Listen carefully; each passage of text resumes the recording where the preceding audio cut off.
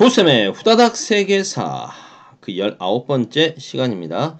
이 시간에는 고대 서아시아 세계의 발전이라는 주제로 지금의 우리가 중동 아시아라고 불리어지는 지역, 중동 지역이라고 불리어지는 지역에서는 메소포타미아 문명 발생 이후에 그 바빌로니아 왕조 하무라비 법전, 하무라비 왕의 하무라비 법전 이런 것들에 대해서 배웠는데 그 뒤에 어떤 나라들이 또 흥망성쇠를 이뤘는지 살펴보고 페르시아 제국, 아케메네스 왕조와 사산조 페르시아 지금의 이란 지역을 거점으로 해서 성장했던 대제국이죠. 이 페르시아 제국의 문화가 어떻게 발전했고 어떤 특징이 있고 후세에 어떤 영향을 끼쳤는지 살펴보도록 하겠습니다.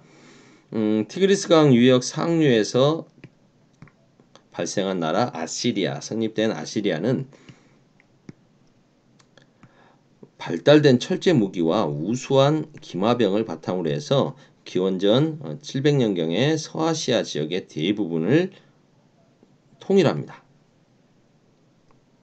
이들은 지칼지의 총독을 파견하고 도로를 정비하고 중앙 집권을 실시합니다. 이건 당연한 이야기죠. 그런데 자신들이 이렇게 강력한 힘으로 눌렀던 피지배층에게 좀 관대한 정책을 펼치지 않고 거의 약탈에 가까울 정도로 과중한 세금을 물립니다. 당연히 피정복민은 반발을 하겠죠. 이 반발한 사람들을 또 강력한 군대로 군사력으로 진압해버리고 다른 지역에 반란 일으키면 근거지에서 쫓아내버립니다. 추방을 시켜버리죠. 이러한 강압적인 통치는 결국 아시리아의 멸망을 재촉시키긴 했습니다. 하지만 이렇게 강제로 추방을 시키다 보니까 문화가 서로 막 섞여가지고요. 문화 발전에는 도움이 됐다. 이렇게 긍정적으로 평가해 볼 수도 있겠습니다. 결과론적으로 그렇다는 거죠. 아시리아가 이렇게 멸망을 하고 나서 이 지역은 4개의 나라로 다시 또 나눠지게 되는데요. 이건 그림을 통해서 한번 확인해 보죠. 학습지 자료집 한 장을 넘겨보시면 만화로 시대 읽기 서아시아의 여러 제국에 나옵니다. 아시리아의 최대 영토도 확인해 볼 수 있고요. 서아시아 지역을 통일했던 이집트까지 다 먹어버렸죠. 아시리아 영토도 확인해 볼 수 있고, 그리고 이들은 그 전에 전차 중심의 싸움에서 이렇게 기병 중심으로 기병을 발전시켜서 전쟁의 양상을 바꿔버렸죠. 그 전에 전차전은 그림으로 굳이 설명 안 해도 아시겠지만 한번 그려보자면 말이 끄는 말 여러 마리 보통 2마리겠죠. 여러 마리의 말이 끄는 전차를 타고 싸우지 않습니까? 그래서 전사들이 뒤에 이제 타고 창 여러 개 딱 말 끌고 창 몇 개 이렇게 착 쌓아놓고 이렇게 싸우던 것에서 이렇게 기병으로 바뀌게 되면 전차의 가장 큰 단점이 회전이라든가 이런 게 약하지 않습니까? 근데 반면에 이렇게 기병은 회전도 쉽고 기동력에서 훨씬 앞서갈 수 있겠죠. 이렇게 해서 아시리아가 통일을 했으나 아시리아는 다시 그것도 봐야지 멸망을 하고 나서 4개의 나라로 분열됩니다. 그것도 선생님이 지금 지도에다 표시해 봤는데요. 아시리아를 멸망시켰던 게 바로 신바빌로니아와 메디아 연합으로 멸망을 시켰는데 그 지역에 이제 이집트도 독립을 하고 그 다음에 지금의 아나톨리아 반도 그 터키 쪽이죠. 이쪽엔 리디아 이런 나라들로 4개의 나라로 분열이 됐다. 이 분열됐던 4개의 나라가 다시 이제 페르시아로 통일되게 되는 거죠. 본문으로 가볼까요? 아시리아 멸망 이후에 분열됐던 페르시아를 다시 통일한 나라는 페르시아. 근데 뒤에 사산왕조 페르시아가 또 있기 때문에 사산왕조 페르시아가 있어서 구분하기 위해서 앞에 페르시아 왕조는 아케메네스 왕조 페르시아라고 부릅니다. 아케메네스조 페르시아의 그 전성기를 구가했던 임금은 다리우스 1세. 다리우스 1세는 중앙 집권적 통치를 위해서 전국을 20여 개의 속주로 나누고 거기에 총독을 파견하고 왕의 눈, 왕의 귀라고 불려지는 감찰관을 보내서 총독이 제대로 통치하고 있는지 살피는 거죠. 그리고 왕의 길이라고 하는 도로를 닦고 그곳에 군데군데 역참을 설치해서 통신과 교통과 통신망을 확보하는 겁니다. 그래서 왕의 명령이 속주에 잘 전달이 될 수 있도록 하고 그 다음에 속주에서 반란이 일어난다. 바로 전파가 돼서 군대를 동원할 수도 있었겠죠. 아케메네스 왕조 페르시아가 오랫동안 발전할 수 있었던 이유는 아시리아와는 달리 강압적인 통치를 했던 게 아니고 피지배 민족에게 공납을 받는 대신에 그들의 전통과 신앙, 종교를 인정해 줬다는 겁니다. 굉장히 관용적이죠. 관용 정책을 펼친 겁니다. 여러 민족과 신앙을 가진 대제국을 통치하는데 무력으로 강압적으로 누를 수만은 없다는 거죠. 그들을 존중해 줘야 됩니다. 관용 정책. 이때 종교는 페르시아는 조로아스터교를 숭배했습니다. 짜라투스트라라고도 불려지는 사람이죠. 예언자 조로아스터가 서아시아 지역의 전통, 여러 가지 고대 신화 이런 것들을 다 종합해가지고 새로운 종교로 만든 게 조로아스터교입니다. 조로아스터교는 그 천사하고 악마, 천국과 지옥, 최후의 심판, 영생 등의 관념을 가지고 있었죠. 그래서 요즘도 많이 익숙한 거 아닙니까? 기독교에서 많이 이야기하는 거죠. 그렇습니다. 이 조로아스터교는 이슬람교, 아니 뭐 역사로 따지면 유대교, 그 다음에 요 크리스트교, 이슬람교에 다 영향을 주게 되는 거죠. 이랬던 페르시아도 영화 300, 제가 좋아하는 영화는 아닙니다만 여러분들에게 익숙한 걸로 예를 들자면 그리스 세계와의 충돌이 있었죠. 페르시아 전쟁에서 패배하고 그리고 지방 총독들의 반란으로 점차 쇠약해지다가 기원전 330년 알렉산더의 침공으로 멸망하게 되죠. 알렉산더의 그 동방 원정 세계 정복길에 희생이 되게 되는데 이때 이제 다리우스 3세 때 결국 멸망하게 됩니다. 지도에서 한번 확인해 볼까요? 페르시아 제국의 최대 영토 한번 살펴보십시오. 동쪽으로는 인더스강 유역까지 세력을 펼쳤고요. 북쪽으로는 카스피해, 아라레 카스피해까지 그리고 그리스 반도의 일부 지역까지 영토를 차지하고 있죠. 이집트까지. 대단하지 않습니까?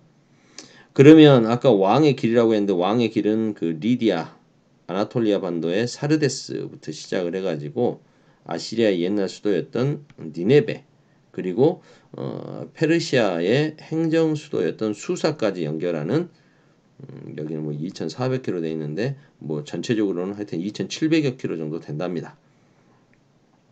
그리고 이제 여기 페르시아의 수도는 페르세폴리스 여기 별도로 만들어져 있는 수도고요. 이랬던 페르시아 나중에 그리스의 알렉산드로스의 침공을 받아서 멸망되죠. 알렉산드로스는 페르세폴리스가 너무 아름다우니까 너무 화려하고 멋진 페르세폴리스를 너무 멋져서 파괴시켜버리죠. 자, 다음 본문으로 다시 가보죠. 파르티아와 사산 왕조 페르시아의 발전. 파르티아는 이란 계통, 이란 북동부 지역에 살고 있던 유목민족이었습니다. 파르티아족은 얘들이 이제 세력을 점점 키워서 알렉산드로스 제국 분열 이후에 혼란스러웠던 서아시아 지역에 등장을 해서 세력을 키워가는 거죠. 그러면서 인도의 쿠시안 왕조와 서쪽의 로마 그리고 중국 한나라까지 연결하는 동서무역로를 장악하고 중개무역으로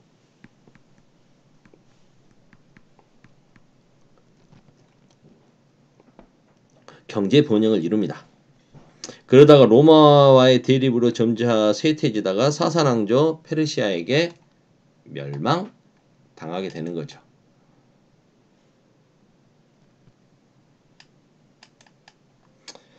이것도 지도에서 한번 살펴봤으면 좋겠는데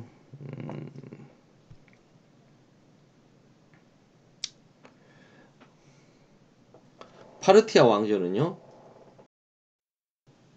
색깔로 한번 칠해볼까요? 파르티아 왕조는 이란 동북부 지역에서 출발을 해서 세력을 점점 키워가지 않습니까? 그래서 인더스강 유역까지 차지하고 가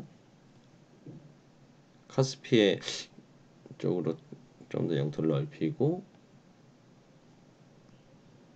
티키르키스 산맥 지역, 지금은 시리아 일부 지역, 이라크 지역.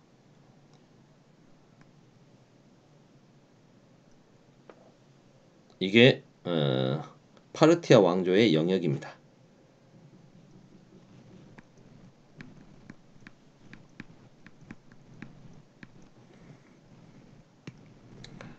근데 이쪽에 지금 강력한 나라가 있죠. 로마. 이건 볼펜으로 써야지. 로마하고 그 다음에 인도 서북부 지역이죠. 지금 아프가니스탄하고 파키스탄 지역, 이쪽 지역 간다라 지역, 이쪽 지역에 발전했던 나라 쿠샨 왕조.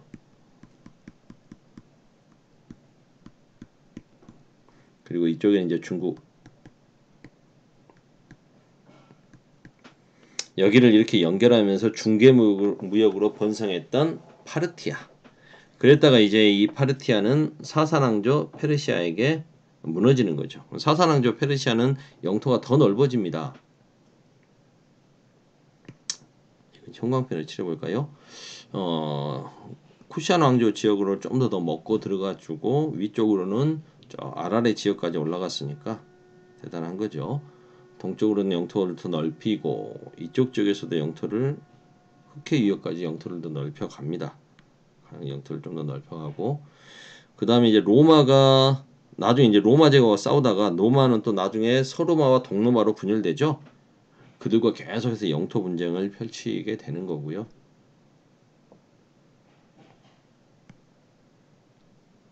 걔들이 원체 세서 서쪽으로는 더 영토를 많이 넓히지는 못했고 지금 이렇게 칠해져 본 게 이게 사산왕조 페르시아입니다. 요건 좀 지워볼까?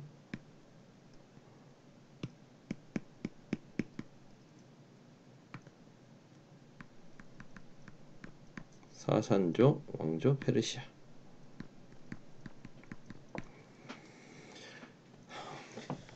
다시 본문으로 가볼까요? 사산왕조 페르시아는 페르시아 왕조의 부흥을 표방했죠.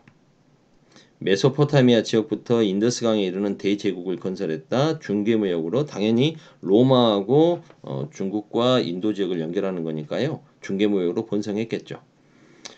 이들이 쇠퇴해서 멸망하게 되는 것은 아까 잠깐 언급드렸습니다만 로마와의 갈등이 계속 있습니다. 영토 분쟁이 있을 수밖에 없겠죠. 근데 이 로마가 또 이제 동서 로마로 갈라지면서 동로마 제국, 다른 말로 비잔티움 제국이죠.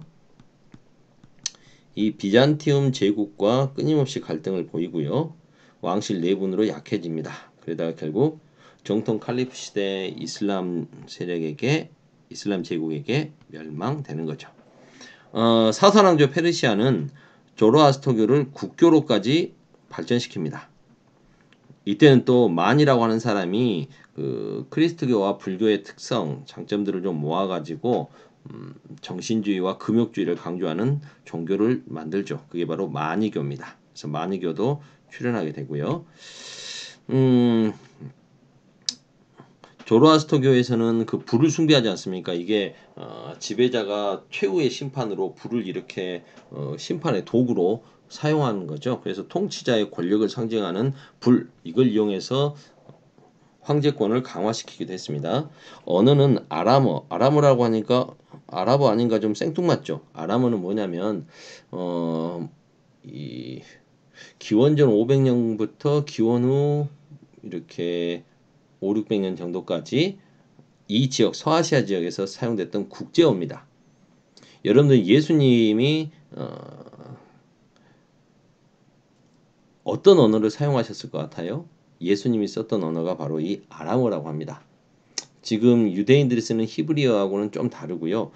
지금 시리아하고 뭐 지역의 일부 사람들이 아직도 이 아람어를 쓴다고 하네요. 쐐기 문자 등 다양한 언어와 문자를 사용했던 국제적인 문화적인 성격을 갖고 있었던 페르시아.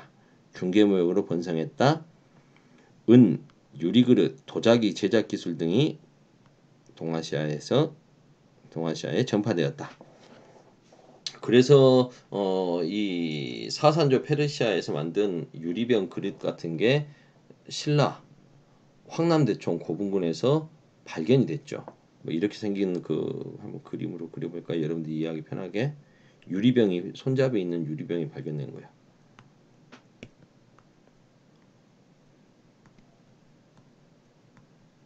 황남 대청에서 경주에서 발견됐는데 이게 왜 경주에서 발견되냐고.